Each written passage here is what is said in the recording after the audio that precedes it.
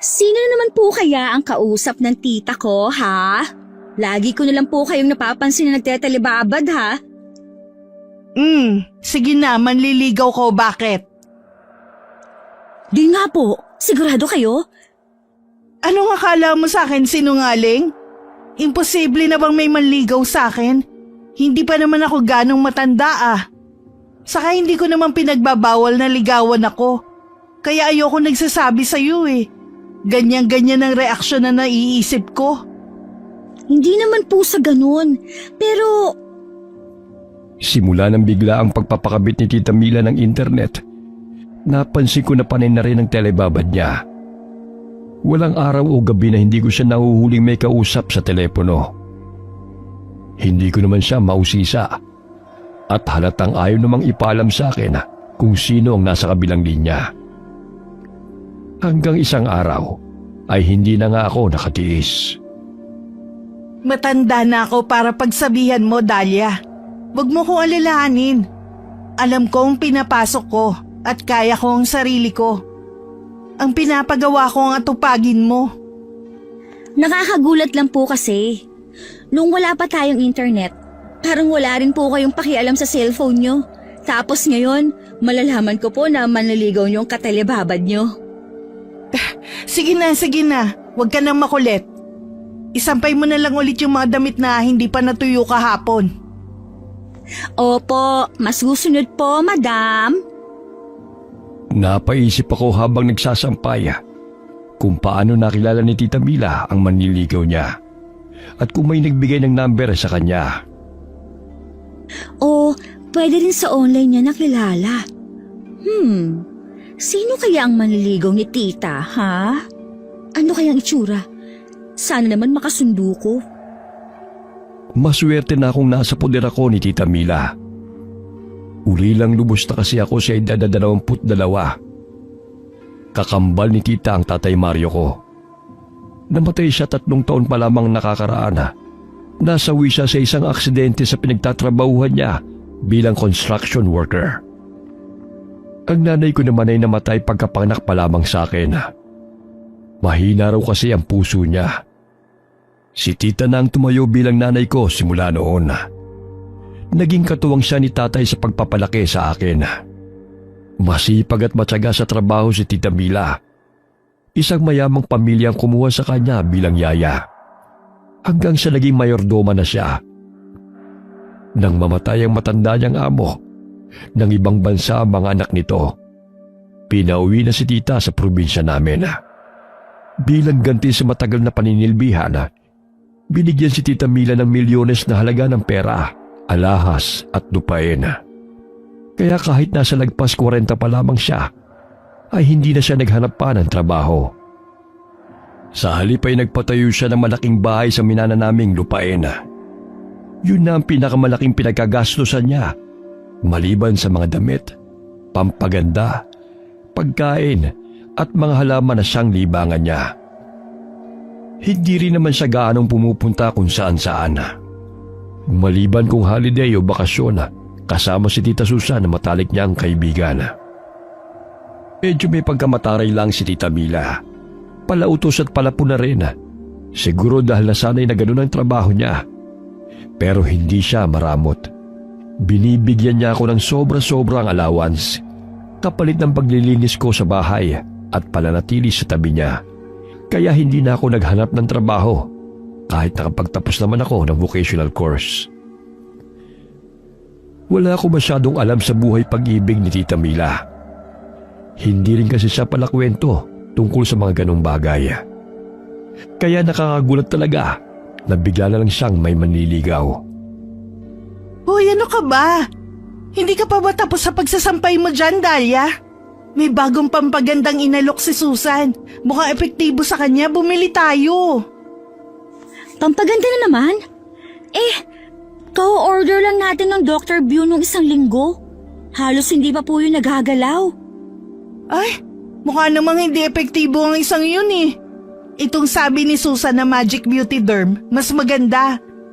Kuminis at mamula-mula ang mukha ng bruha na mag-video call kanina. Kaya bilisan mo na dyan. Last na po ito mga panloob. Naiiling ko na lamang na sagot.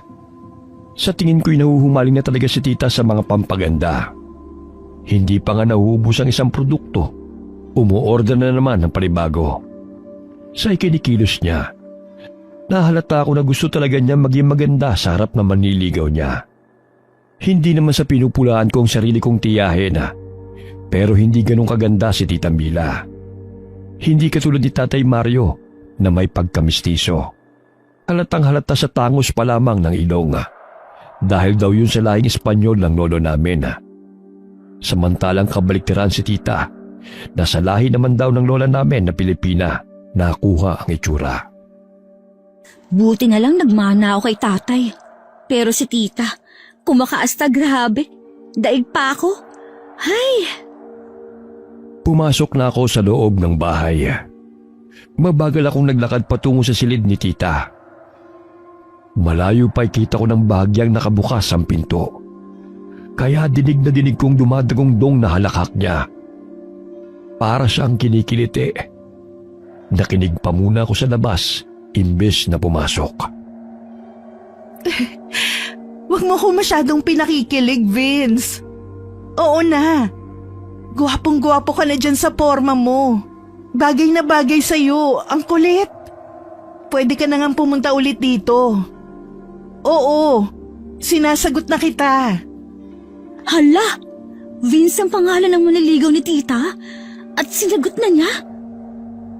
Sa narinig ko, nakalimutan ko tuloy na nakabukas pala ang pintuan. Hindi sinasadyang naitulak ko ito. Nagulat naman si Tita Mila pagkakita sa akin. Mabilis niyang ibinaba sa ibabaw ng kama ang cellphone at dumiretso ng bangon.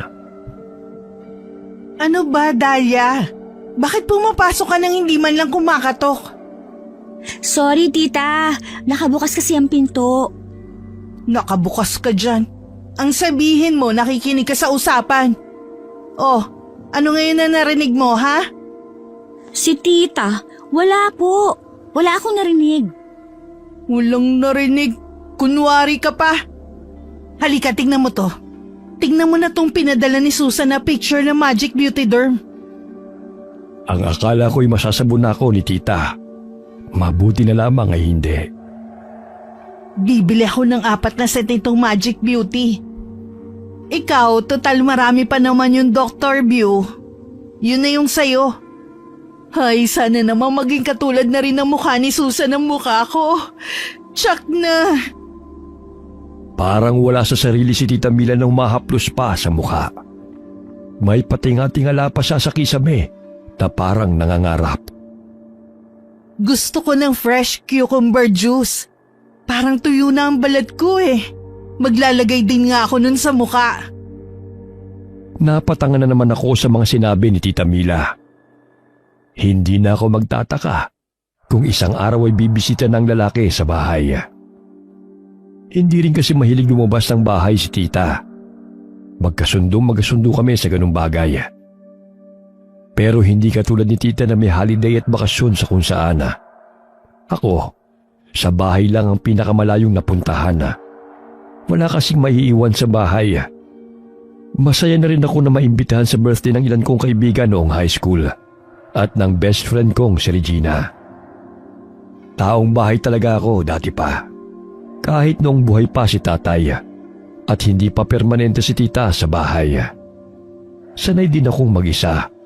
Hindi naman delikado sa lugar namin kahit probinsya. Tahimik ang paligid namin. Tatatlo lang kaming magkakapit bahay na pawang malalaki ang tirahan dito. Lilinisin ko lang po ang atik. O sige, tamang-tama lang na matatapos ka, magtanghalian na tayo. Iniwan ko si tita. Umakyat na ako sa atik. Madali ko natapos ang paglilinis sa lugar dahil hindi naman ganun kadumi yun. Pero hindi kagad ako bumaba. Nagbuklat-buklat muna ako ng mga libro doon. Nawili na ako sa pagbabasa. Kaya hindi ko na malaya na umakyat na pala si Tita Mila sa atik. Binato niya ako ng mga pipino. Napabalikwas ako at napatayo bigla sa gulat. Tita, bakit po? Anong bakit po ka dyan? Wala ka bang balak magtanghalian, ha? Sorry na po. Parang tinatawag ako ng mga libro na basahin sila. Anong tinatawag ang sinasabi mo? Nagsasalita ba yung mga libro, ha? Hala, punta sa palengke at ibili mo ko ng pipino. Nabubulok na ang mga gulay sa ref, hindi mo pa alam. Hindi mo na yata tinitingnan ng laman eh. Ayaw niyo naman po kasi ng mga niluluto ko. Pag pinakialaman ko naman ang laman ng ref, tapos bigla maghahanap kayo, lagot na naman ako. Basta, lumakad ka na. 3 kilong pipino na ang bilhin mo. Gagawin ko na ring atsara ang iba. Paborito ni Vince yun. Opo, bibili na po. Damputin mo yung mga pipino at itapon mo. Sa likod ng isip ko, ang taray talaga ni tita. Parang siya pa itong nagkakandara pa sa nobyo niya. Hindi pa rin ako makapaniwala. Masyado ko nabibilisan sa mga pangyayari. Isa-isa ko ngang dinampot ang medyo nagkukulay dilaw ng mga pipino. Hindi ko lamang masabi-sabi kay Tita Mila na sa dami ng mga pinamimili niya, kadalasan hindi na napapansin na nasisira na lamang. Nasulyapan ko na lamang siya na binubuklat na ang librong binabasa ko. Nakakatuwa yan, Tita Mila. Pambata pero pwede rin sa matanda. Aliw na aliw nga ako Walang tugon si tita. Maganda, tita, no? Anong maganda sa kwentong aswang na to, ha? Basahin niyo po. Pang-aliw lang. Para po bawas na rin sa pagtetelebabad. Hindi ko na naituloy ang sasabihin ko dahil sa pulo ko sa ulo ng librong binato ni tita. Hindi pa nakontento at nilapitan pa ako. Saka nang gigil na pinagyuyuyugyog ang balikat ko. Pati buho ko'y hinila-hila pa niya. Aray, tita! Masakit po! Sa susunod, huwag mo akong pinagloloko, ha? At tatamaan ka na talaga sa akin. Hindi na po mauulit. Bitiwan niyo na po ako.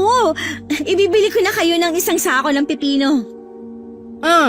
Sige, isa pa. Alis na, alis!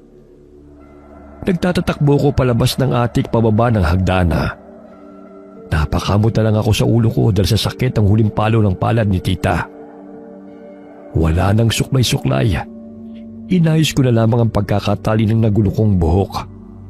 Kumuha ko ng pera sa lagayan at lumabas na ng bahay. Mga 200 metro pang nilakad ko hanggang sa labasan kung saan may dumadaang tricycle.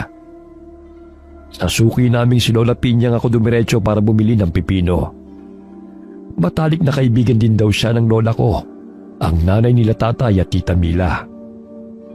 Gustong gusto namin si Lola Pinyang kasi kahit nasa 70 na ang kanyang edad at uugod-ugod na, hindi pa rin matigil sa kakatrabaho. Kaysa naman daw malugbok na lamang siya sa higaan. Buong araw siyang nakaupo sa umba-umba habang katapat ang kaha na lagayan ng pera. May sarili siyang pwesto ng tindahan ng mga gulay, prutas at iba pang sariwang pampalasa. Katunayan ay isa sa mga bagsakan ng mga produktong sariwa sa palengke. May kausap si Lola pagdating ko. Isang lalaking nakatalikod mula sa kinatatayuan ko, kaya hindi ko kita ang mukha. Matangkad ang nakasombrerong lalaki at medyo mabango. Kaya hindi ko napigilang singhutin ang amoy niya. Para lang siyang bagong paligo. Itim na t-shirt ang suot. Paglingon niya ay napasinghap ako. Laglag ang pangako nang marinig ang may kalakihang boses ng lalaki.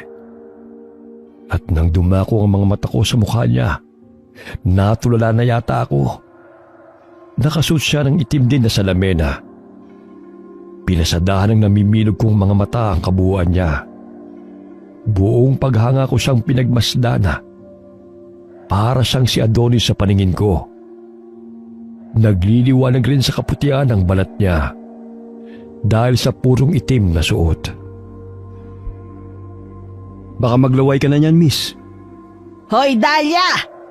Isara mo na yung bibig mo at pumarito ka na. Ano bang bibilhin mo? Noon pa lamang ako natauhan na.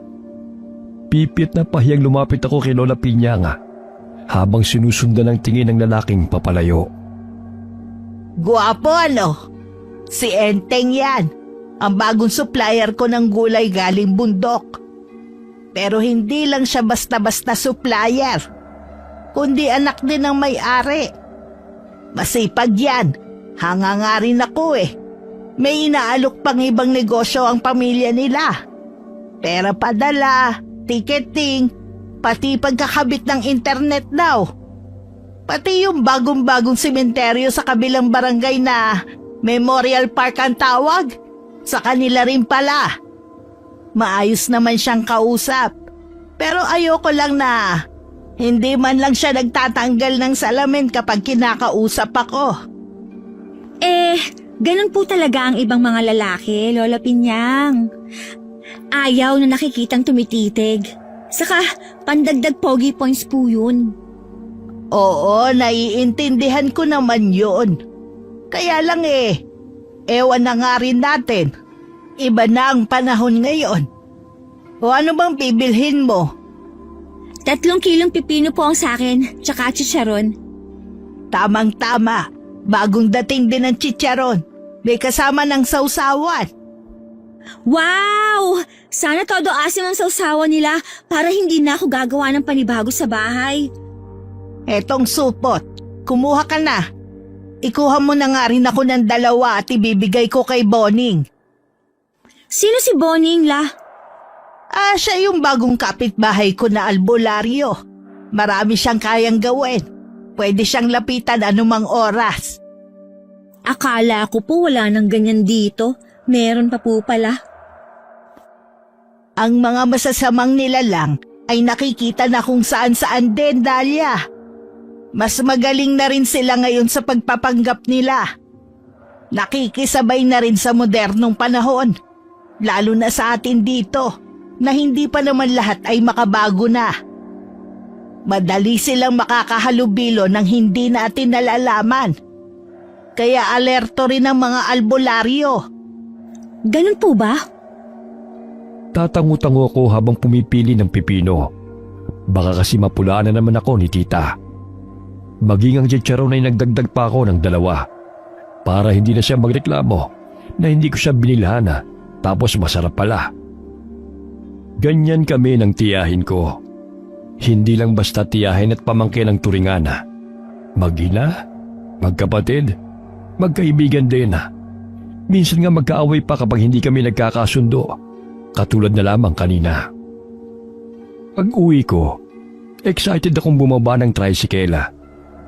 May laman pang chicharon ng bibig ko dahil hindi ko na napigilan papakin habang nasa biyahe. Dadampot pa sana ako ng 1 piraso habang naglalakad papasok sa amin nang mapansin ko ang parang delivery truck sa harapan ng bahay na ipinagtaka ko. May bisita si tita? Sino kaya? Binilisan ko ang paglalakad. Pakiramdam ko na ang nobyo ni tita ang dumating. Naalala ko ang pag-uusap nila kanina. Gusto kong kilatisin kung sino man ang nobyo ng tita ko. Package deal kami ni tita. Kung talagang seryoso siya at balaki niyang asawahin ang tiyahin ko, dapat isama na rin niya ako. Nakabukas ang maliit na pinto ng gate, kaya diretso na akong pumasok. Akala ko nasa garden lang si tita at ang bisita niya. Pero walang tao sa garden. Wala rin sa balkonahe. Nakabukas naman ang malaking pintuan ng bahay, kaya nagtuloy-tuloy ako sa loob. Pero wala ring tao. Nasaan kaya siya? Tita Mila? Tita? Umabot na ako sa kusina. Lalabas pa sana ako at sisilip sa likod bahay. Pero bumukas na ang pinto roon. Iniluwa ang matangkad na lalaki. Nanlaki ang aking mga mata at napangangako. Hindi ko inaasahan na makikita ko si Enteng sa bahay namin. Oh, nandito na pala ang pamangkin mo, Mil. Hi, ikaw pala. Dahlia, di ba? Ikaw? O Dahlia, kilala mo si Vince? Ang pinabibili ko, nasa na? Andito, Tita Mila. Sinamahan ko na rin ng chicharon. Alam kong paborito mo kasi to. Gumawa ka na ng cucumber juice at maghanda ng tanghalian. Mamaya ko na ipapakilala si Vince. Doon muna tayo sa salahan. Halos lumuwa ang mga mata ko sa gulat. Nakita kong mga kinikilos ni tita. Kapit na kapit siya sa braso ni Vince na para bang aagawin ng iba. Nagtaka talaga ako. Hindi naman kasi Vince ang pangalan ng lalaki, kundi Enteng, sabi ni Lola Pinyang kanina. Tapos ang bata-bata pa niya. Hindi ko lubos maisip kung paano niya natipuhan ang katulad ng tiyahin ko. Naiiling na nagsalita ako habang hinaharap ang mga pinamili. Nakalimutan ko na baka marinig ako ni tita. Siya ba talagang nobyo ng tita ko? Diyos ko. Ano kayang nakita sa tita ko na wala sa akin? Tulungan na nga lang kita. Baka abutin ka pa ng siyam-siyam sa paghahanda eh. Nagulat ako sa biglang pagsulpot ni tita.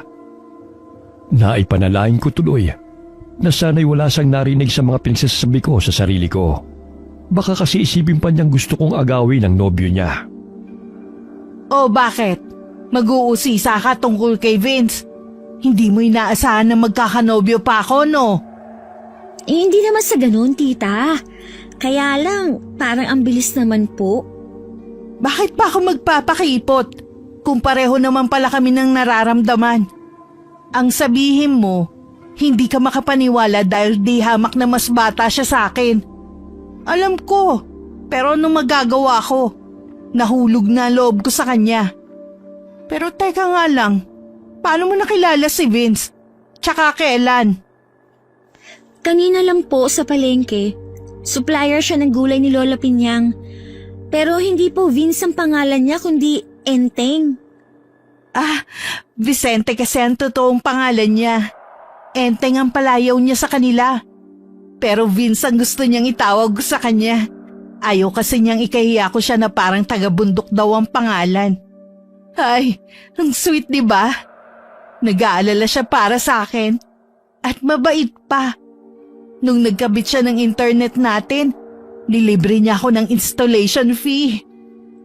Ibig sabihin, nung nagpakabit kayo ng internet, noon niyo pa lang po siya nakilala? Oo. Unang tinginan pa lang namin eh. Nahulog na talaga ang loob ko sa kanya. Na-love at first sight ako. At sinagot niyo na siya pagkatapos? Tumigil ka na nga dyan. Wala akong pakialam kung ang bilis ng pangyayari. Lalong wala rin akong pakialam kung malayo ang agwat ng edad namin, no? Basta mahal niya ako at mahal ko rin siya. O sige, bilisan mo na ang paghahanda. Baka gutom na ang honey ko. Iniwan ako ni tita sa kusina. Bit-bit niya ang kanin at ulam. Tinapos ko naman ang paggawa ng cucumber juice. Plato, kubyertos at pitsel ang dala ko papunta sa hapagkainan. Sa hapag, nakaupo si Tita Mila sa tabi ni Vince. Lumipat pa talaga ng pwesto ang tiyahin ko para makatabi lamang ang nobyo niya. Asikasong-asikaso ni tita ang lalaki. Kung makakilos sila, parang silang dalawa lamang ang naroon. Ang sarap nitong chop suey mo, Mil. Paborito ko to eh. Talaga? Baka naman binobola mo lang ako. Nako, hindi. Sa busy ko, wala na akong oras makipagbulahan pa. Iyaan mo. Sa susunod, dadala na kita ng mga gulay. Hindi niyo na kailangan mamili pa. Sinabi mo yan, ha? Damihan mo pa ang pagkain, honey ko. Malayo pa ang biyahe mo. Itong adobo, espesyal yan, may pinya. Salamat. Pero ako na. Nakakaya naman kay Dahlia. Lalo na sa'yo, mahal. Pero, bago ko pala makalimutan, baka pwedeng dito muna ako tumuloy. Marami kasi akong aasikasuhin para sa nalalapit na pagbubukas ng memorial park namin sa kabilang barangay. Sa Biyernes na kasi. Pupunta kayo ni Dahlia, ha? Naku, bakit ngayon mo lang sinabi? Oo naman. Welcome ka dito sa bahay ko, Vince, honey. Walang problema kay Dahlia. Mabait yung pamangkin ko kahit may pagkapakialamera. Nagpapasalamat naman ako na siya ang kasama ko rito sa bahay at hindi ibang tao. Sige lang. Kain ka na marami, Vince. Itong cucumber juice, paborito to ni tita. Tikman mo rin. Ako na magsasalin para kay Vince ko. Sige po. Wala talaga akong masabi sa bilis ng pangyayari na nasaksihan ko. Maluluka yata ako dahil kay tita. Parang takot talagang maagawan ng lalaki sa inaasta niya. Hindi man lamang siya nag-aalala na dalawa lamang kami sa bahay at pareho pang babae. Pasimple kong sinuliapan si Vince. Mukha naman siyang mabait kahit hindi nakikipagtitigan ng diretsyo. Natanong ko tuloy sa isip ko kung ano kaya ang nakita niya sa tiyahin ko at nagustuhan niya ito. Sumulyap din pala siya sa akin at tinanguan ko. Pero mabilis akong nagbawi ng tingin. Napansin kasi kami kaagad ni Tita Mila. Kinuha niya kaagad ang atensyon ng nobyo niya. Minadali ko na ang pagkain para maiwan ko na sila. Pakiramdam ko kasi magkakasala pa ako kapag nasa harapan pa nila ako. Tapos na akong kumain, tita. Lilinisin ko na po ba yung guest room? Ay oo, buti naalala mo. Sige, tutal tapos ka na rin kumain. Ako na ang bahalang magligpit ng mga pinagkainan. Marami pa kaming pag-uusapan ni Vince ko eh. Hindi na ako nakasagot dahil pinuno ko ang bibig ko ng huling subo. Walang imik na iniwan ko na silang dalawa. Halos mabilaukan pa ako na naghagilap ng mainom na tubig pagdating sa kusina. Hiningal ako pagkatapos makainom. Grabe! Ikaw na talaga, Tita Mil. Diyos ko, nananaginip ba ako? Kababalaghan na yata ito nangyayari. Madali kong nalinis ang guest room dahil hindi naman ganun kadumi yun. Paglabas ko'y wala si tita sa sala. Hindi ko na sila hinanap. Nagkulong na lamang ako sa silid ko. Hindi ako sigurado kung gaano katagal akong nakatulog. Pero nang magising ako at lumabas ng silid, tahimik na ang sala. Nang tignan ko ang orasan, mag-aalas 8 na ng gabi. Hindi man lamang ako ginising ni tita. Nag-alangan pa ako kung pupuntahan pa si tita o hindi na. Sa huli nagpasa akong wag na siyang istorbohin. Ayoko kasi magalit na naman siya sa akin at maistorbo ko pa sila ng hani niya. Naisipan ko na dalhin na lang sa silid ko ang hapunan ko, imbes na sa hapagkainan pumuesto. Nang matapos ko ang pagkain, itinabi ko na lamang ang pinggan. Nagtupi muna ako ng mga bagong labang damit namin ni tita.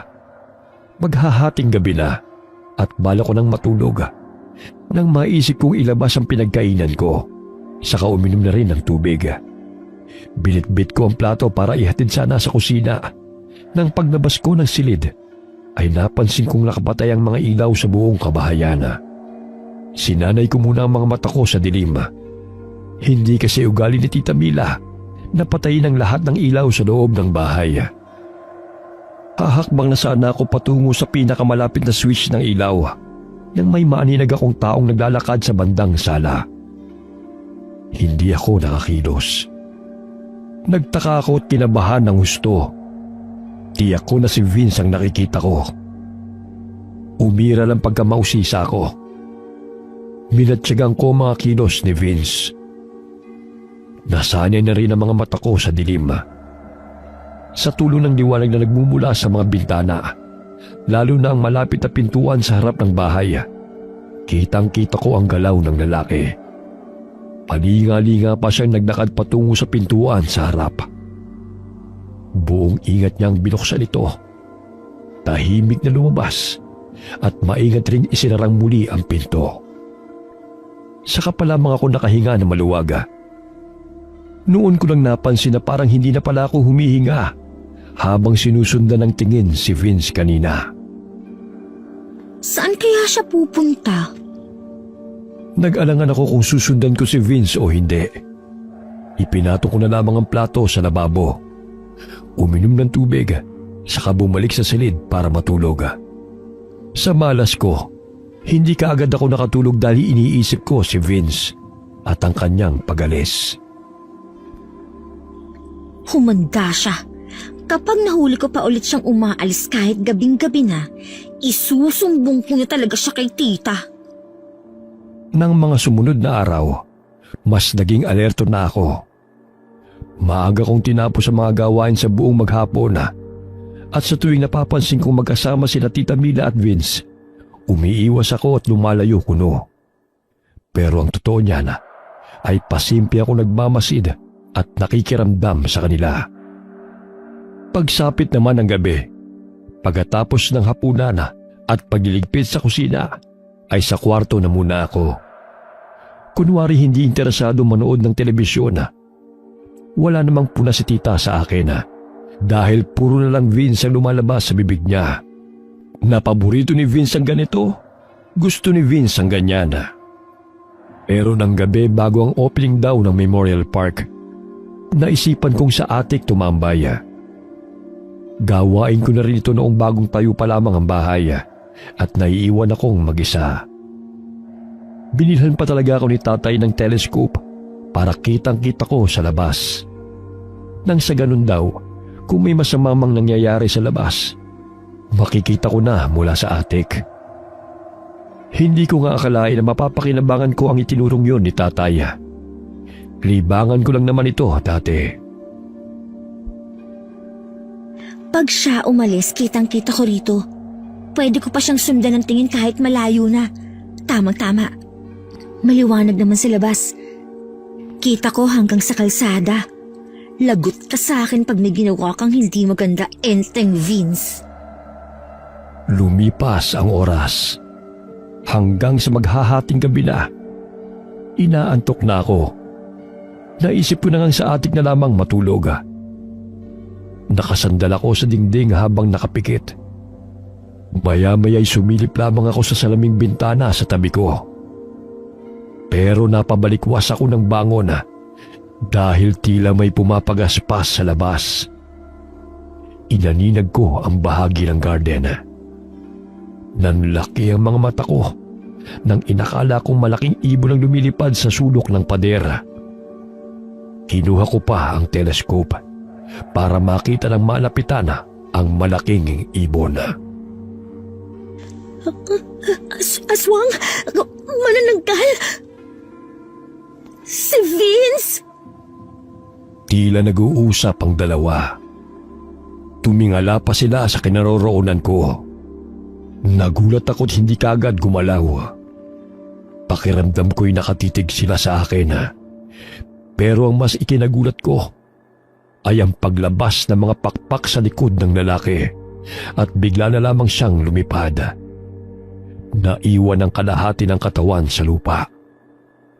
Pakiramdam ko'y binuhusan ako ng malamig na tubig. Sobrang bilis ng tibok ng puso ko. Nanindig din ang lahat ng balahibo ko sa katawan dahil sa takot. Wala sa sariling nagsalita ako. Diyos ko! Manananggal si Vince! Anong gagawin ko? Si tita! Kailangan malaman ni tita ang nakita ko!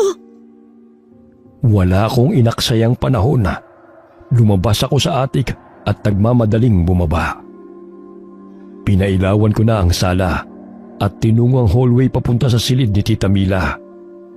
Pero laking gulat ko nang bago ko pa marating ang pinto ng silid ay bumukas na ito at lumabas si Tita Mila.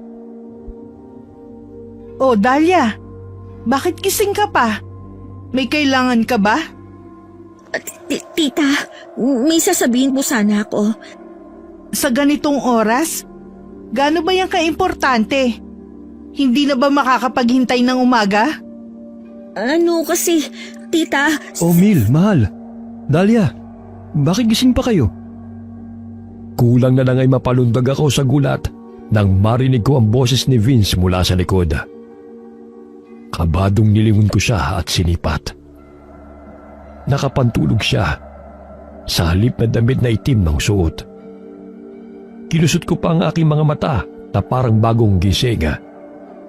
Sobra akong nagtaka. Nilapitan naman siya ni Tita Mila. Vince, honey, gising ka pa rin pala. Nauhaw kasi ko kaya bumangon ako para uminom ng tubig. Sakto naman si Dahlia gising din. Pwede ba, Dahlia? Sa umaga na lang tayong mag-usap? Pero tita, Bukas na nga kasi sabi ng tita mo, Dahlia. Ikaw naman. Maga pa bukas ang lakad natin kaya dapat matulog ka na rin. Ikaw ba't gising ka pa? Manghihingi sana ako ng gamot sa sakit ng tiyan eh. Hindi yata ako natunaw sa kinain kong pangat kanina eh. Tarahan, ituturo ko sa'yo kung saan ang lagayan ng mga gamot. O Dahlia, bumalik ka na sa pagtulog ha. Tatalikod na sana si Tita Mila, pero hinabol ko siya at hinablot ang braso. Tita Mila, ang sama ng panaginip ko. Tungkol sa aswang. Parang totoong totoo. Natatakot po ako. Pwede bang tumabi sa'yo sa pagtulog? Tumawa si Tita Mila. Ano ka ba naman, Dahlia? Parang panaginip lang eh. Para ka namang hindi sanay mag-isa. Saka hindi ka na bata, no? Naku, yan ang napapala mo kakabasa ng kababalaghan ng mga libro. Pagbigyan mo ng pamangkin mo, mahal. Minsan lang naman eh. Hindi ko inaasahan na sasabihin ito ni Vince. Medyo nalito tuloy ako. Parang lumalabas na hindi siyang nakita ko kanina. Naisip ko rin baka pinaglalaroan lamang ako ng mga mata ko. Hindi, ayos lang yun, Han. Ano ka ba, Dahlia? Panaginip lang yun at hindi totoo. Huwag mo nalang patayin ang ilaw sa silid mo. Sige na. Pasimple pang bumulong si Tita sa akin. Mahiya ka naman. Ang laki mo ng tao eh. Takot ka pa rin na walang katabi. Talagang hindi ko nakumbinsi si Tita Mila. Kaya napilitan akong bumalik sa silid ko. Pinilit ko ang sarili kong makatulog. Naglock na lamang ako ng pinto. Hinarangan ko pa ito ng mesa at bangko. Ang bintana'y dinoble ko ang kurtina. Itinulak ko rin ang kabinet para harangan ito. Inabot na ako ng umaga kakapakiramdam sa paligid. Nang makita kong sumikat na ang araw, saka pa lamang ako nakahinga na maluwag at nakatulog kahit paano. Dahlia, ano ba? Gumising ka na nga. Anong oras na oh? Aalis pa tayo, naghihintay na si Vince. Nagising ako sa sunod-sunod na yugyog ng balikat ko. Si Tita Mila pala. Nasa harap ko, bagong paligo na. Ano? Babangon ka ba o hindi? Sabihin mo lang kung ayaw mong sumama at kami na lang ni Vince ang aalis. Dito na lang ako sa bahay, tita. Napuyat po kasi ako kagabi. Yan kasi. Sinasabi ko talaga sa'yo, ha? Tigilan mo na ang kakabasa ng horror. Kung ano-ano na napapanaginipan mo. Nakakaya kay Vince kagabi. Sorry po. Alam kong hindi ko basta-basta makukumbinsi si Tita Mila sa nakita ko kagabi. Kaya hindi ko na siya pinilit pang maniwala sa akin. Pero may nabuo sa isip ko na gagawin. Hinihintay ko na lamang na makaalis si Tita Mila. Dahlia, hindi ko alam kung ano oras kami makakauwi mamaya, ha? Baka gabi na. Pero sa Memorial Park lang naman daw kami ni Vince maghapon. Baka maisipan mong sumunod. Sige po, ingat po kayo. Hanapin ko na lang po kayo kung makakapunta ako dun mamaya. Pero sandali po pala. O bakit? Ano na naman? Nauna na akong lumabas ng silid at nagmamadaling pumunta sa kusina. Kumuha ko ng isang pirasong bawang. Nagpalinga-linga muna kung nasa paligid si Vince. Nang matiyak kong wala, inabot ko kaagad kay Tita Mila ang hawak ko. Nang makita niya ang bawang na ibinibigay ko, ay pinagtawanan niya ako. Anong kalokohan to, Dahlia? Mag-aamoy bawang pa ako sa ginagawa mo eh. Sige na po, Tita Mila. Baunin niyo na lang po yan. Sige na. Ayoko nga. Hindi talaga niya tinanggap ang peraso ng bawang. Hindi kasi naniniwala sa pamahiin o proteksyon si Tita Mila. Lalong wala siyang hilig sa kababalaghan. Lalong lumakas ang loob kong puntahan si Lola Pinyang. Pakikiusapan ko siyang samahan ako kay Lolo Boning. Malakas ang pakiramdam ko na nasa ilalim ng panghihipnotismo ni Vince si Tita, kung hindi man gilayuma. Sunod-sunuran lamang talaga siya sa nobyo niya. Pero kung inakala niya na basta ko nilang hahayaan si Tita na kontrolin niya, maling-mali siya.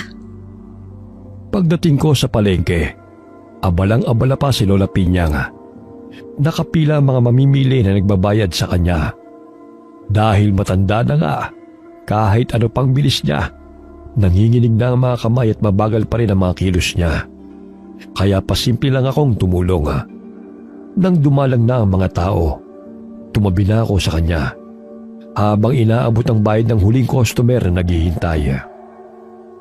Nako, Dahlia, mabuti naman na tumutulong ka. Hindi ko na nga yata kaya ang ganitong kaabala. Kinausap ko na nga si Regina na tulungan ako rito. Ayaw, mas gusto sa mall kesa sa palengke. Pera naman ang hinahanap. Minsan nga'y pagsabihan mo rin yung kaibigan mo, ha? Napakatigas ng ulo.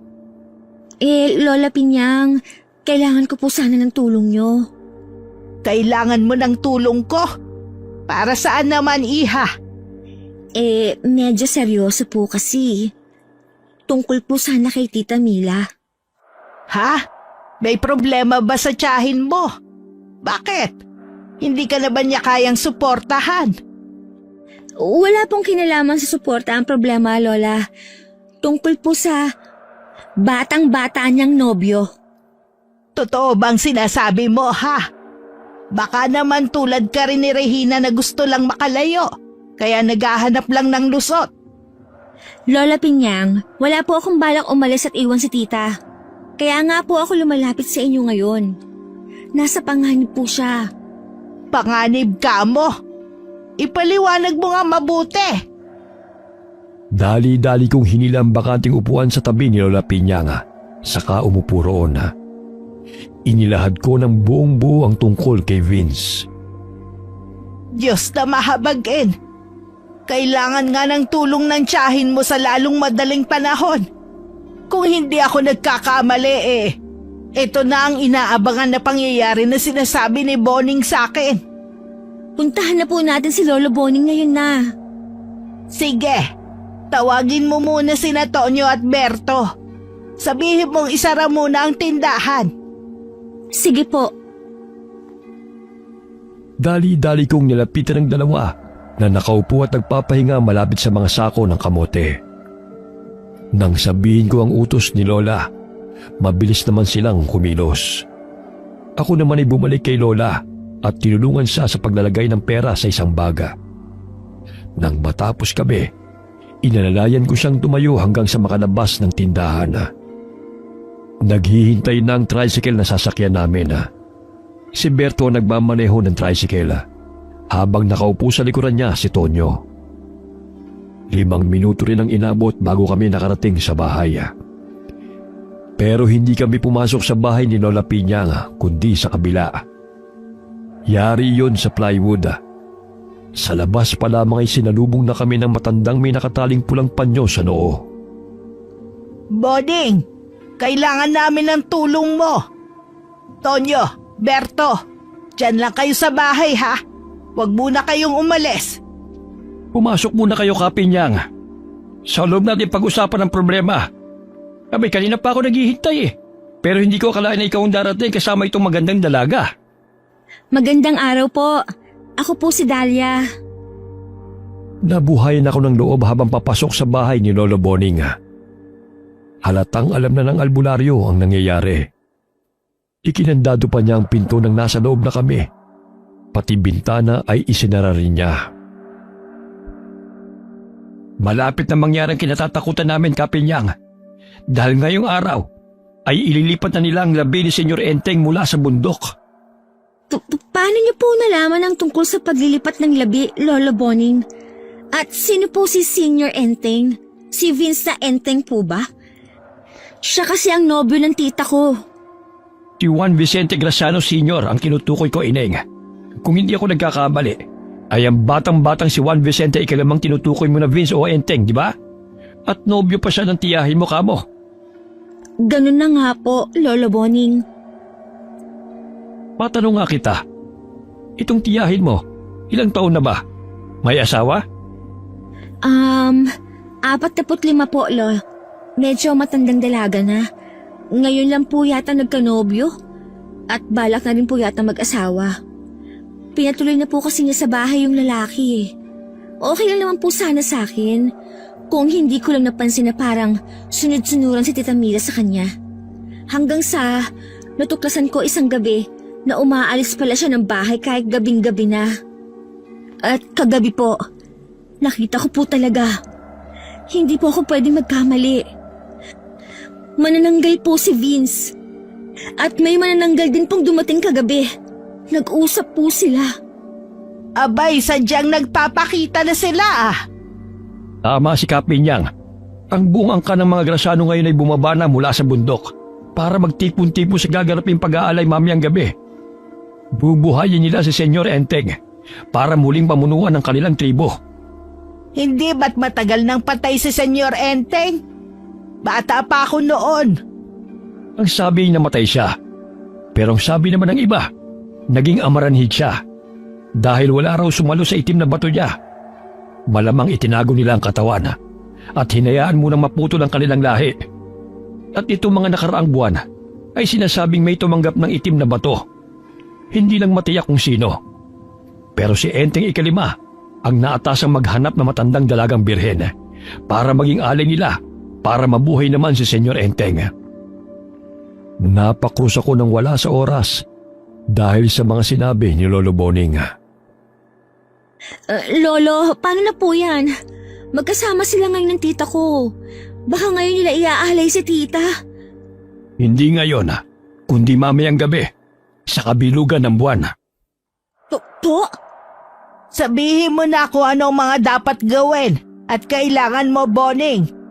Tutulong ako. Abay, hindi na iba sa akin itong sina Mila at Dahlia. Tulungan mo sila. Paano po yun, Lolo Boning? Siyak na kasama na buong pamilya ni Vince sa tita. Naiiyak na nga ako. Natatakot ako na baka hindi na iuwi ni Vince ang tiyahin ko. Nagsisituloy ako na hindi pa ako sumama na lamang sa kanila. Pero wala naman akong kakayahang ipagtanggol si tita kung sakaling may masamang mangyayari sa kanya. Si Tita Mila na lang po ang natitira kong kamag-anak na pinakamalapit sa akin, Lola Pinyang. Pag nawala po siya, baka... Hinaplos naman ni Lola Pinyang ang likod ko para tumahan na ako. Pagpakatatag ka, Ineng. Hindi pa ganong kalakas na aswang ang tumanggap ng bato. Maging si Enteng Ikalima o ang mga kasamahan niya. Sadya pa silang mahina dahil hindi pa nila napapabangon ang kanilang hari. At yun ang pipigilan natin. Kailangan lamang natin ng mga taong tutulong sa atin. Kung nagtitipon silang mga kampo ng kasamaan, ganun din tayong mabubuti. Magkakaisa tayo para labanan natin sila at matigil na ng tuluyan ang paghahasik nila ng lagim. Tawagin mo si Tonyo at Berto sa bahay, Dahlia. Papuntahin mo sila rito. Opo, Lola Pinyang.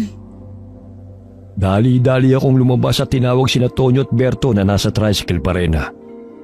Magkasunod kaming pumasok ulit sa bahay ni Lolo Boning.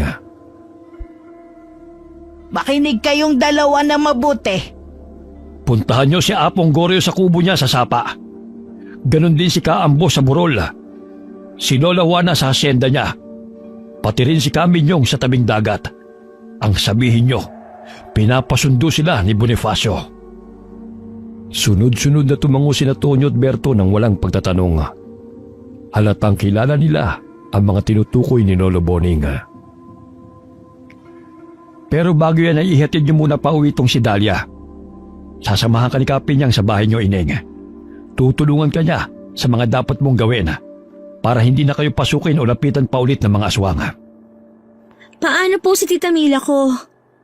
Huwag ka mag-alala. Kapag nagtipon-tipon na mamaya ang mga kilalang albularyo at albularya ni Boning, magsasagawa sila ng ritual at maghahanda ng mga sandata para sa pagsugod natin sa Memorial Park ng mga Graciano. Susugod po tayo? Oo, susugurin natin sila bago pa nila maisagawa ang ritual ng pag-aalay. Huwag kang matakot, Ineng. Gagawin namin ang lahat para mailigtas ang tiyahin mo. Samahan mo kami sa pagdarasal na kahit mahirapan man tayo, basta matatalo natin sila at mababawi natin siya. Opo. Ipagdarasal ko po na gabayan kayo ng Diyos na pinakamakapangyarihan sa lahat. Bigyan po sana kayo ng lakas para makapanlaban ng mabuti. Na sana po ay magtagumpay kayo sa pagligtas sa Tita Mila ko. Matalo niyo po sana ng tuluyan ang angkan na puno ng kasamaan. Narito ang kwintas na may palawit na proteksyon laban sa mga aswang. Isuot mo yan, Ineng. Salamat po, Lolo Boning. Lumipat kami sa bahay ni Lola Pinyang pagkatapos. Kumuha siya ng kamangyana, iba't ibang uri ng damo, krus at cactus na halaman na para sa amin ni Tita Mila. Hindi nagtagala. Bumiyahin na kami pauwi ng bahay. Bago umalis si Berto at Tonyo, ay nagbilin si Lola Pinyang na balikan nila kami bago mag-alas 6. Huling punta ko rito nung binindisyonan pa itong bahay. Hindi ko akalain na sa pagbalik ko ay magtataboy ako ng aswang. Nababasa ko lang po dati ang kwentong aswang. Tapos, ngayon po ay nakakita na ako at problema ko pa. Pero matapang ka, Dahlia.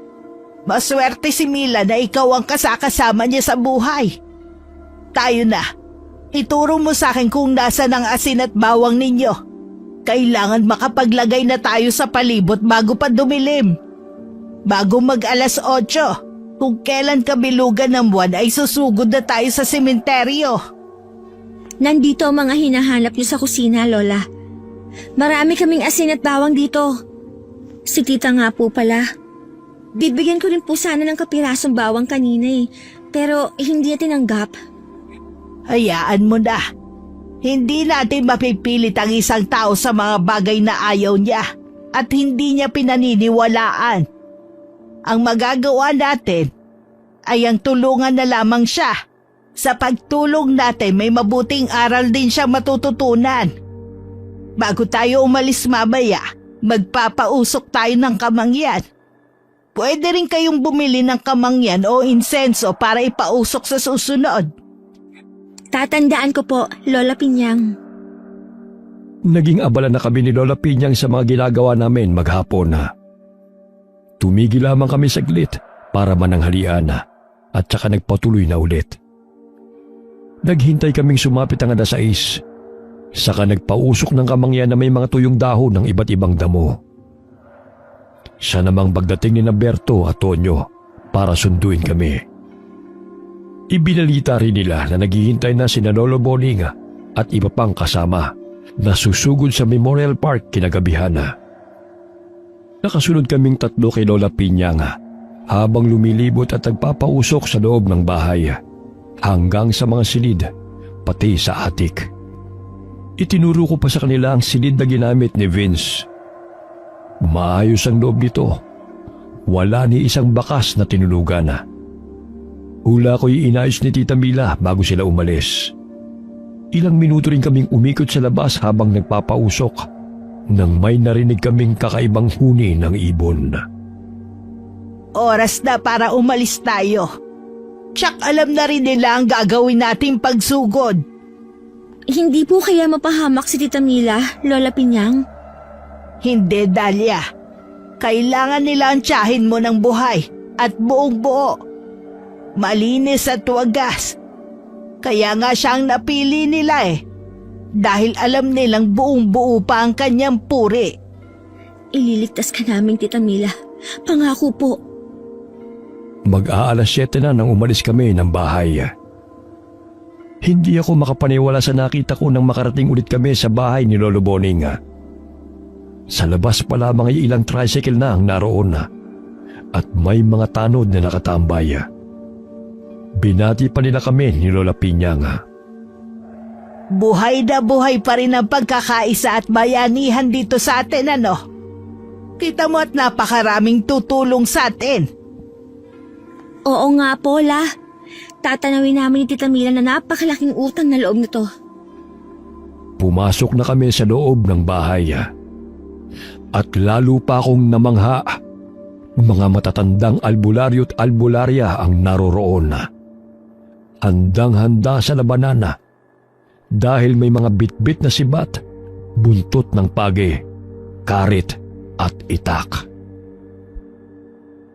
Ilang minuto pa at sasalakayin na natin ang pagdarausan ng ritual ng mga Graciano.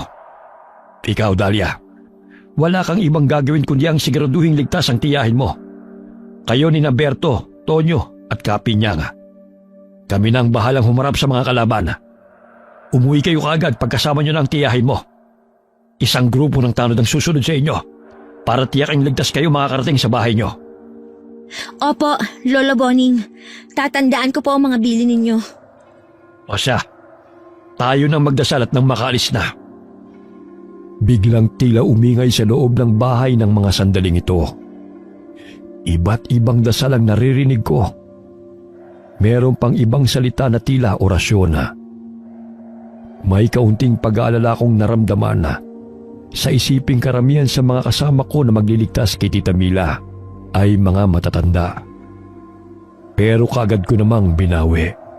Sa isip ko, kung sila nga sa ganong edad ay napakatapang pa, dapat ako rin. O siya, umalis na tayo. Kasihan nawa tayo ng Diyos. Isa-isang tinulungan namin ni Berto, Tonyo at ng mga tanod ang mga matatandang mabagal ang kilos. Lalo na sina Lola Juana at Apong Goryo. Para na naman ulit akong kinabahan kung kakayanin pa nilang lumaban. May buntot pagi si Lola Juana. Sibat naman ang ginagawang tungkod ng kay Apong Goryo. Ang matanda pero matikas na katulad ni Kaambu ay may hawak na karit. Si Kaminyong ay may itak sa bewang. Si Lolo Boning na pinakabata sa lahat ay may bitbit na libro at may kwintas na may kakaibang palawit. 5 tricycle lahat ang umusad ilang saglit pa. Panay naman ang panalangin ko. Diyos ko, ikaw na po ang bahala sa amin. Higit kanino man, ikaw po ang may hawak ng mga buhay namin. Huwag niyo po sanang hayaang manaigang kasamaan sa gabing ito. Makauwi po sana kaming buo at ligtas. Pagdating sa gate ng bagong-bagong sementeryo, bumaba ang 4 na tanod at bubuksan sana ito. Pero nakakandado ang pintong bakal. Lumapit ang isang nagmamaneho ng tricycle. May dala itong lagari para sa bakal. Kumikislap ang bakal sa lakas ng paglalagari nito. Nabuksan ang gate ilang sandali pa. Sindihan ang mga sulok at pumasok na tayo! Ilang saglit pa'y lumiwanag lalo sa paligid. Sumabay pa sa liwanag ang paghawi ng ulap na tumatakip sa bilog na buwan. Kaya lalong nagliwanag ang paligid. Muling umandar ang mga tricycle at dumiretso sa loob. Sisimulan na nila ang seremonya ng pag-aalay kay Mila. Kaya walang pumigil sa ating pagpasok. Sa pinakadulong bahagi ng daan ay matatagpuan ang pabilog na bahay na walang dingding. Iniilawan ito ng mga sulo sa paligid. Nakapalibot dito ang mahigit kumulang 20 katao. Napawang nakasuot ang mahabang itim na damit at nakatalokbong ang ulo.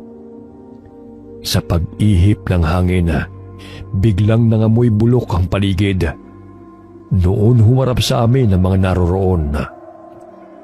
Alam nilang darating tayo. Hindi man lang sila nagulat. Tignan mo ang mga itsura. Handang-handa ng manglapa. Sabik na sabik makapambiktima. Nakakatakot po sila, Lola Pinyang. Parang mga gutom na gutom.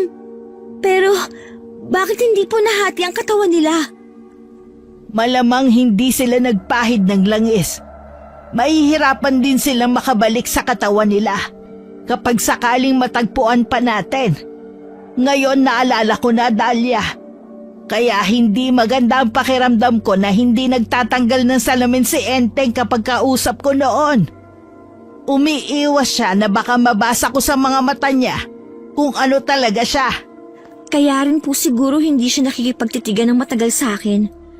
Pero, kay Tita Mila, tsak gumamit siya ng hipnotismo.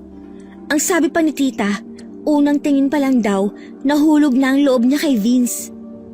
Bumaba na sina Boning. Humanda ka na, Dahlia. Itigil nyo na ang ginagawa niyo mga kampo ng kasamaan! Yan ay kung gusto niyo pa mabigyan ng pangalawang pagkakataon para mabuhay.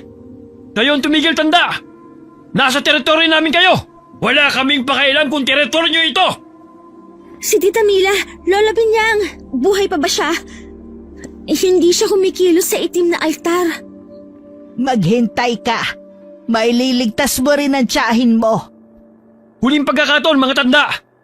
Isuko niyo ng mga sandata niyo! Mutya! Anting-anting! Agimat! O kung ano pa! Sumabi kayo sa amin! At magkakasama tayong paghaharian ng mundo! Hangal! Idadamay niyo ba kami sa kasama niyo? Pasensyahan tayo! Kung ganon, lapain sila! Sa isang kisap-matay na saksihan ko ang labanan ng mga aswang at mga albularyo. Noong bata pa ako'y naiisip ko lamang ang mga ganitong tagpo. Nababasa minsan sa mga libro. Pero hindi ko akalain na masasaksihan ko ito ng personal ngayon ng harap-harapan at totoong totoo. Kung natakot ako sa mukha ng mga aswang kanina, mas nagulat ako sa nasaksihan kong kilos ng mga matatandang kasama namin. Walang mabagal gumalaw sa kanila. Walang uugod-ugod at nangihina. Lahat ay masiglang kumikilos. Tusok ng sibat sa kaliwa, hataw ng buntot ng pagi sa kanan. May tumatakbo pa at sumisipa. Si Vincent ang isang kasama nitong may hawak na libro ang pinuntahan ni Lolo Boning. Habang nakataas ang kamay ni Vince at tila binabasa ang nakasulat sa libro, itinaas din ni Lolo Boning ang libro niya. Malakas na nagsalita ng hindi maintindihan. Puntahan niyo na si Mila, Dahlia, Berto. Opo! Mabilis akong bumaba sa tricycle at tinakbo ang kinaroroonan ng altar. Napapasigaw ako sa mga humaharang sa akin ng mga aswang. Pero mabilis si Kaminyong. Pinagtataga niya ang mga aswang sa daanan ko. Sinamahan pa niya kami ni Berto hanggang sa tabi ni Tita Mila. Nilabanan pa niya ang kasama ni Vince na humahawak ng libro, habang si Lolo Boning ay nasulyapan kong nakapikit lamang at patuloy sa pagsasalita. Walang sino man ang nakakalapit sa kanya. Dahlia, Diyos ko, salamat dumating kayo. Kahit mahina ang boses ay nakapagsalita pa si Tita. Ililigtas ka namin, Tita. Inumpisahan kong kalagyan ng tali sa kamay ni Tita, habang si Berto naman ay nasa paanan niya. Pero sumulpot sa tabi namin si Kaambo at walang kahirap-hirap na pinuto ng tali gamit ang karit niya. Maraming salamat po. Tara na, Tita Mila. Tutulungan kita makababa. Parang wala pa akong lakas, Dahlia. Berto, tulungan mo ko. Alalayan natin si Tita. Huwag niyong kunin ang mahal ko! Nilingon ko siya. Nakatayo si Vince sa kabilang bahagi ng altar. Ang mukha niya, naaninag ko na sobrang lungkot. Ngunit nakaramdam ako ng galit sa kanya. Mahal mong mukha mo. Manloloko. Manggagamit. Ang kapal mong manananggal ka. Pinagkatiwalaan ka ng tiyahin ko. Binigyan din kita ng pagkakataon na patunayan mo sarili mo. Pero ano, gagawin mo lang alay si Tita Mila para mabuhay ang hari niyo. Napilitan lang ako. Papatay nila ako pag hindi ko sila sinunod! Umalis na kayo mga inig! Huwag kayong maniwala sa kanya! Huwad siya! Huwad? Hindi siya si Enteng Ikalima! Kaya bilisan nyo na! Opo! Bumalik kayo! Lumayo na kami bago pa makalundag si Vince sa dako namin. Sinalubong kami ni Tonyo at silang dalawa ni Bertong umalalay kay Tita Mila. Nagawa ko namang lumingon at kitang-kita ng mga mata ko na nakatayo sa altar ang akala kong si Vince. Pinunit niya ang damit niya at sumigaw sa nakakatakot na tinig. Nag-ibang anyo na naman siya. Nasaksihan ko naman kung paano siya tinaga ng itak ni Kaminyong. Kasunod nun ay lumapit si Lolo Boning. Binasahan niya ng malakas ang aswang na bumagsak sa ibabaw ng altar. Dahlia, halika na! Pagkarinig ko sa sigaw ni Lola Piñang, ay natauhan ako at tumakbo patungo sa tricycle. Nasa likurang upuan na ng tricycle nakapwesto si Lola Piñang. Si Tita Mila na ang nasa harap. Tumabi ako sa kanya. Tita Mila, ligtas na po kayo. Hindi sumagot si Tita. Sa halip ay humagulgol siya. Umusad na ang tricycle. Okay lang po. Iiyak niyo lang po para gumaan ang pakiramdam ninyo. Hinila ko ang ulo niya sa balikat ko. Lumingon pa ako sa pinanggalingan namin sa huling pagkakataon. Unti-unting nalalaga sa mga aswang. Nasusunog ang mga katawan nila. Sa isang banda, maluwag akong nakahinga. Nagpapasalamat sa mga taong nagkaisa at hindi nagdalawang isip na tulungan kami. Nakarating kami sa bahay nang walang nangyaring masama. Bumalik na rin ang tricycle na sumunod sa amin para sunduin ang iba pa. Bababa na sana ako para buksan ang gate nang mula sa Bougainvillea sa di kalayuan ay may naninig akong tao na nakatayo. Humakbang lamang siya ng kaunti pero hindi lumapit sa amin. Tama lamang ang layo niya para maninag ko ang itsura niya mula sa liwanag ng buwan at ilaw sa daan. Si Vince yung nakatayo sa harapan namin. Parang hapong-hapo siya. Ang mga damit niya ay sobrang dumi. Nakita rin pala siya ni Tita Mila. Vince! Wag kayong bumaba! Hoy lalaki! Umalis ka na bago pa ako may magawang masama sa'yo! Pasalamat ka, binibigyan kita ng pagkakataon ngayon! Gusto ko lang po makausap si Mila. Pangako po, hindi ko siya sasaktan. Hoy! Manananggal naman niloko! O kung sino ka man! Huwag kang magpapakita sa amin kahit kailan! Dahlia, hindi ako nakita mo kagabi, kundi ang tatay ko. Gusto kasi nilang pasukin ang bahay at kunin na si Mila. Akala kasi nila nagbago na ang isip ko. Naramdaman na nila ang pag-aalangan kong gawing alay ang mahal ko. Sa loob kasi na maikling panahon na nagkakilala kami ng tiyahin mo, napatunayan ko kung gaano siya kasarap magmahal at mag-alaga. Natakot ang angkan ko, lalo na ang ama ko. Kaya susugod sana sila kagabi. Pero hindi ko sila hinarap kagabi. Ang katwiran ko, dadalhin ko naman si Mila kinabukasan. Kaya pumunta ako sa tita mo kung kailan nandun ka rin pala.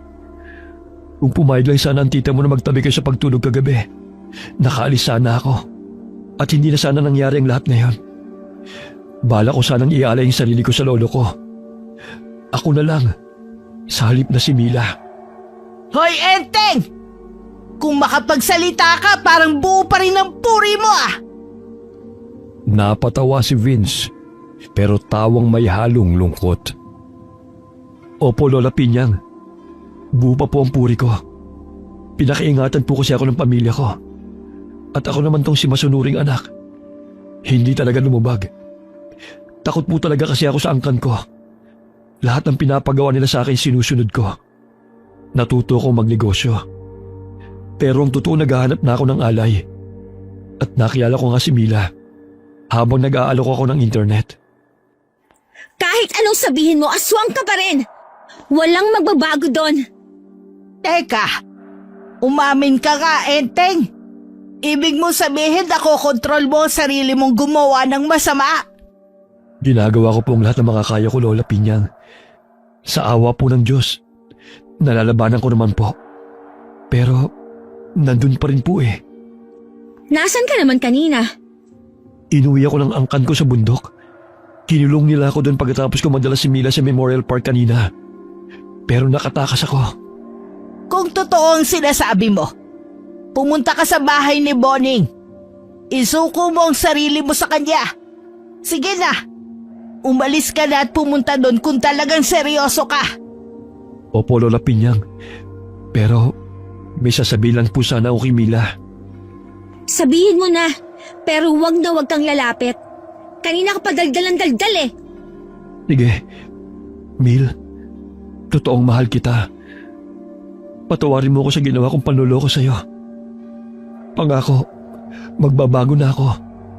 Ingatan mo ang sarili mo, mahal. Aalis na ako. Vince ko! Sinundan ko ng tingin si Vince. Nakayuko siya at laglag ang balikat na naglakad palayo. Hanggang nawala ng tuluyan. May narinig kaming tunog ng papalayong motorsiklo. Saka pa lamang ako nakahinga ng maluwaga. Samantalang si Tita Mila ay umiiyak pa rin sa tabi ko. Bubuksan ko lang ang gate, tita. Hindi siya sumagot, pero umayos naman siya ng upo. Bumaba na ako ng tricycle. Kinapa ang susi sa sikretong lagayan at binuksan ang maliit na pinto. Pagkatapos ay tinungo ko ang lock sa gitna ng gate. Binuksan ito ng tuluyan para makapasok ang sasakyan. Inalalayan pa rin ni Tonyo at Berto si Tita Mila sa pagpasok sa bahay. Ako naman ay si Lola Pinyang. Nagpahuli kami ng pasok sa loob dahil may gusto rin kasi akong itanong sa kanya na ayaw kong marinig ni Tita Mila. Lola Pinyang, anong mangyayari kay Vince kung totoo ngang pupunta siya kay Lola Boning? May ritual para mawala ang pagiging aswang ng isang tao. Talaga po? Paano po yun? Bibihira ang mga aswang na nakokontrol ang sarili. At nalalaman pa ang tama at mali sa ginagawa nila. Pero tao lang din sila katulad natin. At ang grupo ni Boning ay naniniwala na ang mga masasama kapag tunay na gustong magbago ay dapat bigyan din ng pagkakataon. Dahil doon, nakagawa sila ng ritual para mawala ang tila sumpa ng pagiging aswang ng sino man. Kayola, hindi po kayo albularya? Hindi. Pero marunong ako ng mga simpleng panggagamot na napatunayan ko naman sa sarili ko na epektibo. Katulad ng paggamit ng mga halamang gamot para mapagaling ang mga nararamdaman kong sakit. Lalo pa ngayong matanda na ako. Parang gusto ko rin pong matutunan ng mga ganyang bagay. Si Tita Mila po kaya? Ang hilig po niya sa mga halaman. Nasa kanya kung gusto niyang matuto. Ang mahalaga naman kasi sa isang bagay na gagawin mo ay kung gusto mo talaga at kung naririyan ang puso mo. Bakit naman hindi? Sana gustuhin ni Tita. Tingin ko po kasi maaaliw siya sa ganon, Lola Pinyang. Noon pa lamang kami pumasok ng tuluyan sa bahay. Pinuntahan namin sa sala si Tita Mila na doon pinaupo ni Tonyo at Berto. Nakapikit siya pero hindi na umiiyak. Lola Pinyang, total, gabing-gabi naman na po. Dito na lang kayo matulog nila Tonyo at Berto. Sa totoo lang kasi, hindi pa rin ako kampante na dalawa na lang kami ni Tita ang maiwan dito mamaya. Sumabat na nga rin sa usapan namin ni Lola Pinyang si Tita Mila. Mahina at medyo garalgal pa rin ang boses niya. Oo nga po, Lola Pinyang. Bukas na po kayo umuwi. Ipagluluto po kayo ni Dahlia ng hapunan. Aba sige, parang nakapagbakasyon na rin kami sa hotel nito. Sige po, ihahatid ko lang po si tita sa kwarto niya. Lola Pinyang, bakit Mila? May masama pa ba sa pakiramdam mo? Sabihin mo. Wala naman na po. Parang wala lang po talaga akong lakas. Para rin pong nanginginig pa ang mga kalamnan ko. Kaya baka po pwedeng samahan niyo na lang po ako sa kwarto habang nagluluto si Dahlia. Hindi ko pa rin po yata kayang mag-isa eh. Natatakot pa rin po ako. Parang bumabalik sa isip ko ang mga nangyari. Kailangan ko lang din po ng kausap. Sige Mila, sasamahan kita.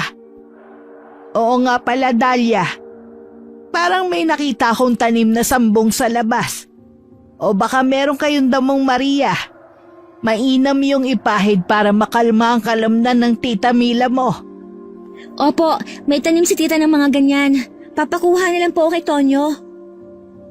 Inihatid namin si Tita Mila sa silid niya.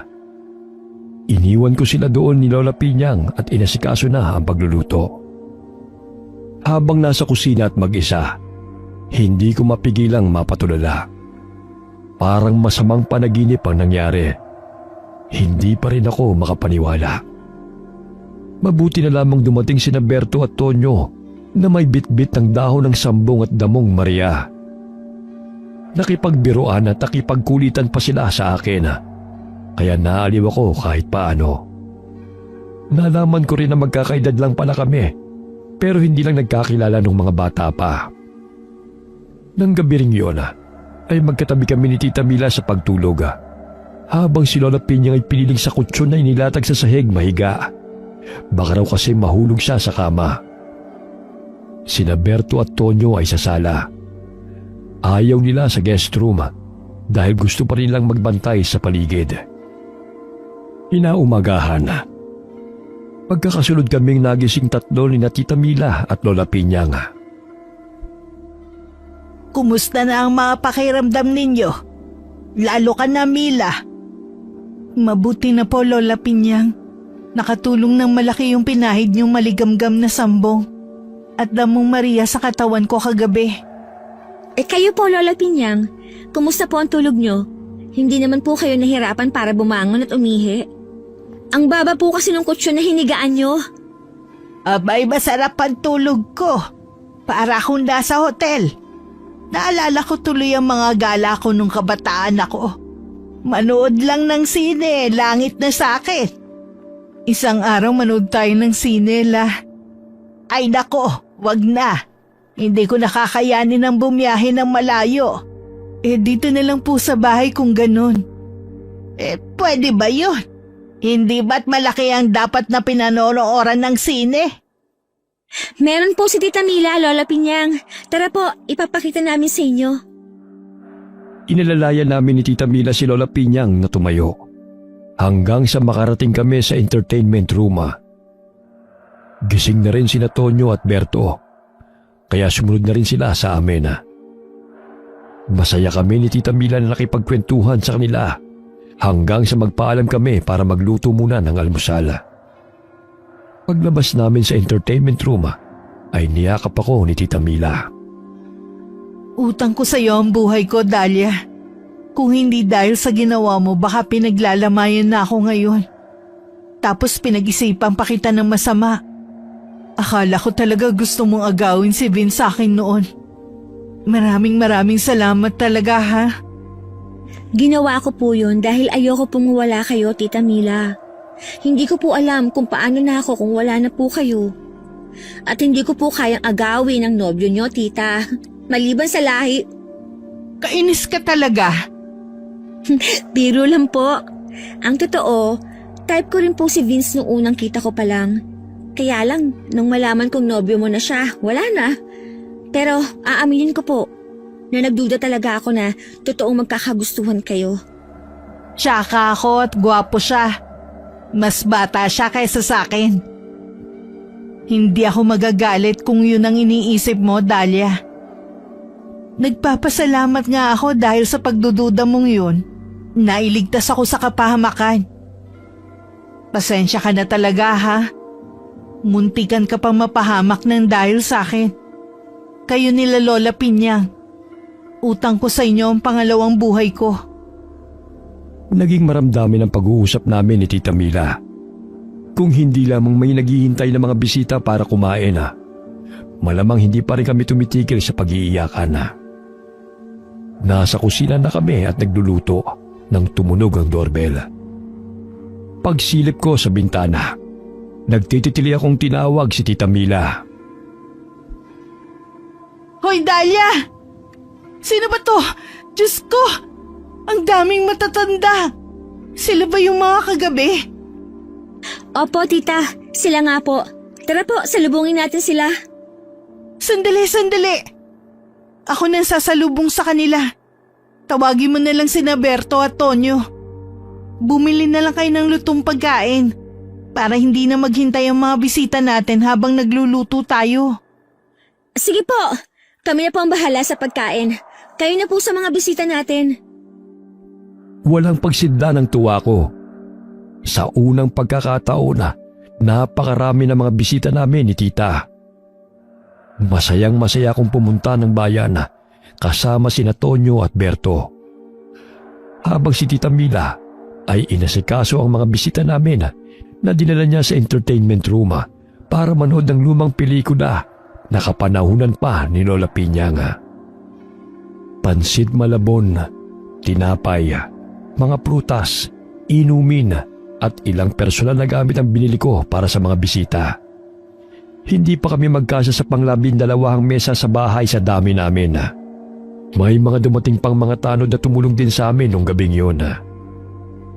Tawanan, kwentuhan, binalikan namin ang mga nangyari. At parang hindi pa rin ako makapaniwala na nailigtas namin si Tita Mila. At natalo pa ang angkan ng mga aswang. Usap-usapan maging sa kabilang bayan ang nangyari kagabi. Mabuting ang kumalat at nang magtanda na ang iba. Lolo Boning, itatanong ko po sana yung tungkol sa natirang Graciano, si Enteng Ikalima. May balita po ba kayo sa kanya? Pumunta po ba siya sa inyo kagabi? Hindi ko napigilang itanong ang tungkol kay Vince. Para kasing wala man lang nagbabanggit. Ayaw mali sa isip ko ang tungkol sa kanya hanggang wala akong nalalamang balita. Para na rin sa ikakatahimik namin pareho ni Tita Mila. Huwag na natin siyang pag-usapan sa ngayon, Dahlia. Ang totoo niyan ay may gusto pa talaga kami sabihin sa inyo na isa pang dahilan kung bakit kami pumarito. Ano po yun, Lolo Boning? Sabihin niyo na po, Lolo Boning, para mapanatag na po kami. Nagpunta si Enteng si Vince pala sa bahay kagabi. Nagmamakaawang tulungan namin na mawala ang pagiging aswang niya. Gustong-gusto ng gwapong binata magbagong buhay at mamuhay ng normal. Kaya isinagawa namin ang ritual ng pagpapalabas sa alaga niya sa tiyan. Naging matagumpay po ba kayo? Hindi na po ba aswang ang nobyo ko? Mahal mo na talaga siya, no, Mila? Yumuko si Tita Mila at hindi nakasagot. Nalilito naman ako sa nararamdaman ko. Nahati ang kalooban ko. Parang bumabalik na naman kasi ang takot ko na baka hindi pa talaga tapos ang panghihipnotismo kay Tita Mila. Ang malala pa, naisip ko paano pag naging aswang din ang tiyahin ko. Humahanga ako kay Vince. Kinaya niya ang ritual. Katunayan ay nagpapahinga siya sa bahay. Pwede ko ba siyang makita? Tita naman, pwede wag muna ngayon. Tama si Dahlia, Mila. Sapat nang alam mong kinaya niya ang ritual. Bigyan mo muna ng panahon na humilom ang lahat. At kung tunay nga ang nararamdaman niyo sa isa't isa ng lalaking yun, tsak na gagawa mismo ng paraan ng tadhana para magkita kayong muli. Sinang-ayunan ng iba pang naroon ang sinabi ni Lola Pinyang. Pumayag din naman si Tita Mila. Hapon na magpasyang magsipag-uwian si Lola Boning. May iiwan na naman kami ni Tita Mila. Pero laking pasasalamat namin na nagkusa sina Berto at Tonyo at ang dalawa pang tanod na sa bahay ulit magpapalipas ng gabi at sa mga susunod pang araw. Hanggang sa tuluyan na kaming mapanatag. Muli ay nagpasalamat kami ni Tita Mila kina Lolo Boning sa lahat ng tulong, sakripisyo at mga payo nila. Makalipas ang ilang buwan, sa awa ng Diyos ay panatag na ulit ang loob namin sa bahay. Si Tita Mila ay abala na sa pagtatanim ng mga halamang gamot sa garden. Masayang masaya ko na nakahiligan niya yon. Sa kanya na kasi kumukuha ng binebentang tuyong halamang gamot si Lola Pinyang. Si Berto'y sa amin na nga pala nakatira. Bumili ng sasakyan si Tita Mila at siya ang nagmamaneho. Hardinero at all-around helper na rin namin siya. Wala na kaming nabalitaan tungkol kay Vince. Ang huling binanggit ni Lola Pinyang tungkol sa kanya ay umalis raw ito kasama si Lolo Boning. Naging kanang kamay na si Vince ng albularyo. Ako naman para hindi mainip sa bahay, kapag walang ginagawa, tumutulong ako sa tindahan ni Lola Pinyang. Mula sa pagkilo ng mga gulay hanggang sa pagripak ng mga laurel at paminta. Pakiramdam ko nga balang araw ay magiging negosyante rin ako. Sobrang daming natutunan ko sa pagtitinda dahil kay Lola Pinyang. Nabanggit ko nga yun kay Tita Mila isang araw. Aba, maganda yan. Baka isang araw ikaw na ang papalit kay Lola Pinyang sa palengke. Sabihin mo lang kung kailangan mo ng kapital, ha? Kaunting panahon pa po. Bakit? Ano pa bang hinihintay mo? Mag-aasawa ka muna. Eh di magpakasal na kayo ni Berto. Tita naman, kung ano-anong sinasabi, nakakahiya kay Berto. Magkaibigan lang kami, no? Sus, nahiya ka pa. Kitang-kita ko naman kung gaano kayo kakomportable sa isa't isa. At kung sakali hindi ako tutol dahil kilala ko na si Berto. Boto ko sa kanya para sa'yo. Si Tita, sinabi na nga hindi kami. Ay naku, ayaw talagang umamin, no? Manang-mana ka talaga sa akin, Dahlia. Tita, bago po sana ako, kayo muna. Hindi nagsalita si Tita Mila. Nakatingin lamang siya sa akin na parang nag-iisip pa. Ang totoo niyan, may pagtatapat ako sa'yo, Dahlia. Ano po yon, Tita? Ikaw yata tong may dapat na namang aaminin eh. Panay na naman ang telebabad nyo. Ano, may nobyo na naman kayo ulit? Oo. May nobyo na kasi ulit ako. Talaga po? Sino? Ilang taon na? Tagisan? Paano niyo po nakilala? Kailan siya pupunta rito? Ay, hindi ko alam kung matutuwa ka o hindi, Dahlia. Pero nagkabalikan kami ni Vince. Po? Si Vince pa rin? May balita pala kayo sa kanya pero itinago niyo na naman. Parang gusto ko nang magtampo niyan. Nasa Singapore na si Vince, Dahlia. Noong umalis siya kasama ni Lolo Boning, napadpad sila sa syudad. Nahilig siya sa computer at nag-aaral siya. Tapos may nagrekomenda sa kanya na magtrabaho bilang IT staff. Ang totoo niyan siya ang pupuntahan namin doon ni Susan. Nagbukas-sara lang ang bibig ko. Napangangapa ako dahil sa gulat. Sinamantala naman ito ni Tita at nagpatuloy siya. May basbas ni Lola Pinyang, Lolo Boning at iba pang mga albularyo ang relasyon namin, Dahlia. Lalo na si Lolo Boning. Nakausap ko siya sa video call bago pa umalis si Vince. Paano po kayo nagkausap ulit ni Vince? Hindi naman kasi nawala ang account ko online. Ganon din naman si Vince. Doon kami nagkausap ulit. Siya kasi ang nagturo sa akin ng pagkakabit niya ng internet Kaya pareho namin alam ang site na yun. Nakakagulat po. Pero dahil alam ko mapagkakatiwalaan naman sila Lolo Boning, tanggap ko na rin po. Masaya po ako para sa inyo. Maraming salamat sa pag-unawa, Dahlia. Sana po ay maging masaya kayo ni Vince habang buhay, Tita Mila. At ikaw, makatagpo ka na rin sana ng magmamahal sa'yo. At kung pwede lang, wag umabot sa edad ko, ha? Titignan ko po. Anong titingnan? Gawin mo. Abay di hamak na mas maganda ka sa akin, no? Tapos walang magkakagusto sa'yo? Hindi ako papayag. Kung ako nga na ganito ka tsaka ang pagmumukha may nobyo. Ikaw pa kaya? Napangiwi ako na natawa. Kung makalait si tita sa sarili parang wala nang pakialam. Isa sa mga pagbabagong napansin ko sa tiyahin ko ay ang pagtanggap niya sa kanyang pisikal na itsura. Hindi na siya ganun kahilig sa pampaganda. Mas gumagamit na siya ngayon ng mga natural na nilalagay sa mukha. Gumagawa pa siya ng sariling pampahid mula sa mga halamang gamot sa garden niya. Masaya ako para sa tita Mila ko. Natagpuan niya na ang lalaking para sa kanya. Hindi naging hadlang ang kanilang nakaraan para magpatuloy sila sa pagmamahalan. Ako naman ay masaya na rin. Kahit hindi pa ako sigurado kung makakatagpo ako ng lalaking magmamahal din sa akin ang totoo. Ang mahalaga sa akin ngayon ay masaya at kontento ako sa kung anong meron ako. At yun ang mga taong hindi ko man tunay na kadugo. Pero ang pag-aalala na pinaparamdam sa akin ay higit pa sa isang malapit na pamilya. Halos 1 buwan si Tita Mila sa Singapore. At habang wala siya, iniimbitahan ko sina Lola Pinyang, Kaambo at Kaminyong sa bahay. Sila na lamang ang malalakas na kayang pumaro at pumarito, basta may sundo lamang. Minsan ay dinadalaw din namin si Lola Wana at Apong Goryo. Nasa malayong syudad naman daw si Lolo Boning.